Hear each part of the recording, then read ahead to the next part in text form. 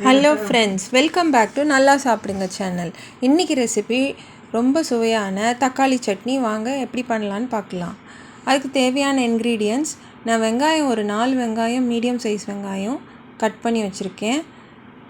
இதுக்கு தேவையான தக்காளி நான் ஒரு 6 தக்காளி எடுத்து வச்சுருக்கேன். அந்த தக்காளியை கட் பண்ணி மிக்சியில் போட்டிருக்கேன். நம்ம அரைச்சி தான் சேர்க்க போகிறோம், அதனால் நான் மிக்சி ஜாரில் போட்டிருக்கேன்.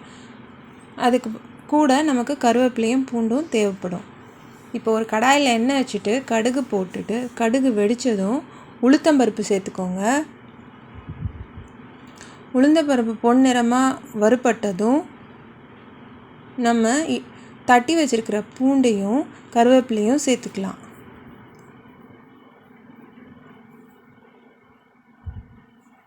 சேர்த்துட்டு வதக்குங்க. இதில் எந்த இன்க்ரீடியன்ஸுமே ஓவராக டார்க்காக கலர் மாறக்கூடாது. அப்போ தான் இந்த சட்னியோட ஃப்ளேவர் ரொம்ப நல்லாயிருக்கும். ஸோ இப்போ பூண்டையும் கருவேப்பிலையும் போட்டிருக்கோம். பூண்டு கலர் மாறாத அளவுக்கு வறுத்துக்கோங்க. ஏன்னா மறுபடியும் வெங்காயத்தோட வதங்க தான் போகுது. இப்போது கொஞ்சம் வறுபட்டதும் வெங்காயத்தை சேர்த்துக்கலாம். வெங்காயம் நல்லா வதங்கணும், பச்சை வாசனை போக வதங்கணும்.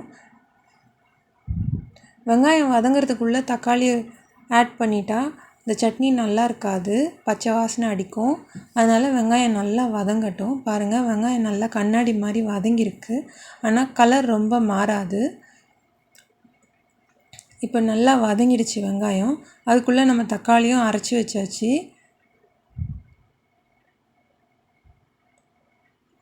இதை இப்போ வெங்காயத்தில் சேர்த்துக்கலாம். தக்காளியை சேர்த்துட்டு இன்னும் நல்லா வதங்கணும். தக்காளியில் இருக்கிற நீர் பதம் போகிற அளவுக்கு வதங்கணும். இது ஒரு 6-7 நிமிஷம் ஆகும். பாருங்கள், நல்லா வதங்கிருச்சு.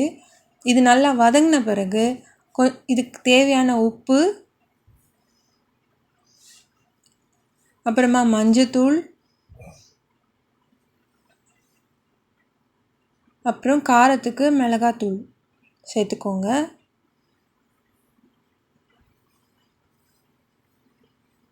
சேர்த்துட்டு நல்லா கலந்து விடுங்க. இந்த மசாலாவோட பச்சை வாசனை போகணும், அந்த அளவுக்கு கலந்து விடுங்க. கொஞ்சம் நல்லா வதங்கின பிறகு ஒரு 1/2 டம்ளர்லேருந்து 3/4 டம்ளர் நம்ம சட்னிக்கு ஏற்ற அளவுக்கு தண்ணி ஊற்றி கொதிக்க விடுங்க. இது பாருங்கள், தண்ணி ஊற்றி கலந்ததும் தட்டு போட்டு கேஸை மிதமான தீயில் வச்சு கொதிக்க விட்டு ஒரு 10 நிமிஷம் கொதிக்க வச்சா இந்த மாதிரி பாருங்க, அங்கங்கே எண்ணெய் பிரிஞ்சு வந்திருக்கு. இந்த அளவுக்கு சட்னி வதங்கணும். பார்த்திங்களா, இந்த மாதிரி பிரிஞ்சு வர்றது. நம்ம எண்ணெய் திட்டமாக தான் ஊற்றணும், அதனால் உங்களுக்கு அதில் எண்ணெய் இருக்கோ அதுதான் பிரிஞ்சு வரும். பாருங்கள், சட்னி திக்காகிடுச்சு. ஆனாலும் கன்சிஸ்டன்சி ஒரு மாதிரி இருக்கும். இப்போ இந்த கன்சிஸ்டன்சியை நல்லா ஒரு கெட்டியான கன்சிஸ்டன்சியாகவும் கிளாஸி கன்சிஸ்டன்சியாகவும் ஆகிறதுக்கு நான் ஒரு 2 ஸ்பூன் இட்லி மாவு எடுத்து தண்ணி ஊற்றி கரைச்சிருக்கேன்.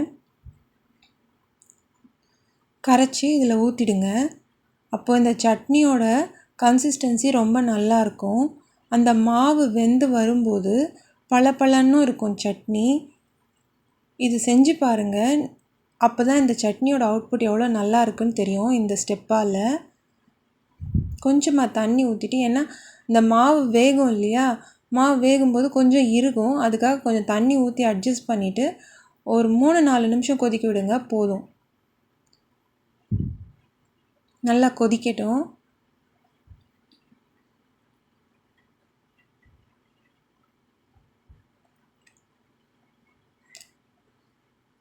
பாருங்கள், இப்போ சட்னி கன்சிஸ்டன்சி எப்படி இருக்குதுன்னு பாருங்கள். நல்லா பளபளன்னு இருக்குது, சேர்ந்தாப்பில் இருக்குது பாருங்கள். இதுக்காக தான் அந்த மாவு தண்ணி கலந்து ஊற்ற சொல்கிறது. இப்போ நம்மளோட தக்காளி சட்னி சூப்பராக ரெடி ஆகிடுச்சு. இந்த சட்னி நீங்கள் இட்லி, தோசை, சப்பாத்தி, பூரி எல்லாத்துக்கும் சூட்டபுளாக இருக்கும். டேஸ்ட் பண்ணி பாருங்கள். இந்த ரெசிபி உங்களுக்கு பிடிச்சிருந்தா லைக் பண்ணுங்கள், ஷேர் பண்ணுங்கள், சப்ஸ்கிரைப் பண்ணுங்கள். உங்கள் கமெண்ட்ஸை சொல்லுங்கள். தேங்க்ஸ் ஃபார் வாட்சிங். நல்லா சாப்பிடுங்க, நல்லதையே சாப்பிடுங்க.